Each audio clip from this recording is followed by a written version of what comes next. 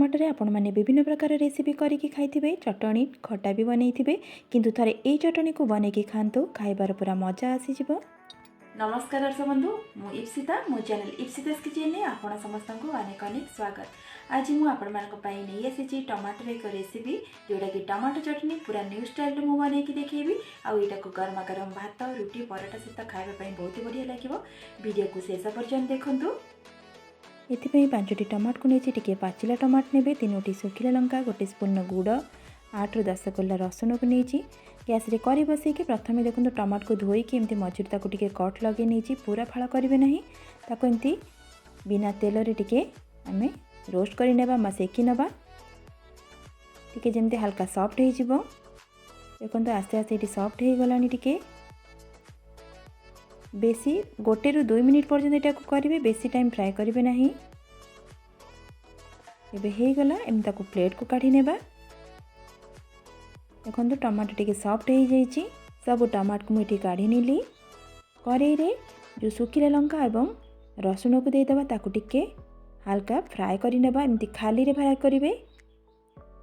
देखो एतिक ही गला आमे ताको काढ़ी देबा।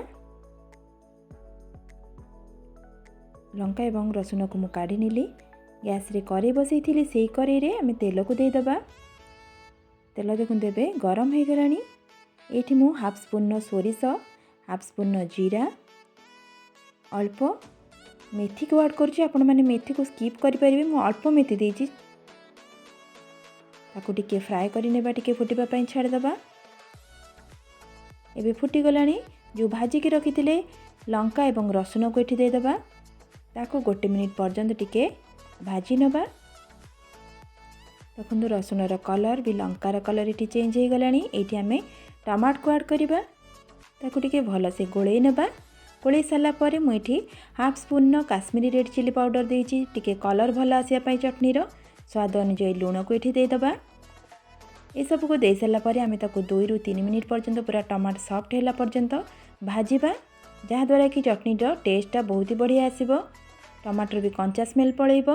देखो ताको एपट सेपट करिकि पूरा भाजी नउची मझे मझे एपट सेपट करके ताको भाजी नेबे। टमाट भी देखो ये पूरा सॉफ्ट हो आसलानी। ये आमे 1 स्पून जो रखी थे गुड़ ताको ऐड करवा। हाफ स्पून विनेगर को ऐड करवा। विनेगर जगह आपण माने लेंबू रस मध्य हाफ स्पून दे परिबे। ताको भी भल से मिसेकी गैस रो फ्लेम को ऑफ करि नेबा पूरा ठंडा हेबा पई ताको छाड़ देबा।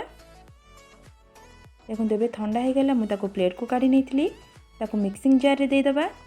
ये टमाट को बेसी पेस्ट करेंगे ना हल्का से आपको टिके बुले देवे जहाँद्वारा कि टमाटो चटनी खाइबा भल लगे। मुझे स्पून साइज देखो देखु एतिक ही करेंगे ताले गरमा गरम टमाटो चटनी आमर ये रेडी हो गला।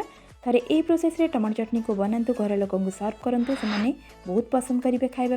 जदि आज वीडियोटी आपण मानकु पसंद लगी प्लीज लाइक शेयर सब्सक्राइब करने और फेसबुक पेज रे देखुले फॉलो निश्चय करेंगे। आज रोची नमस्कार।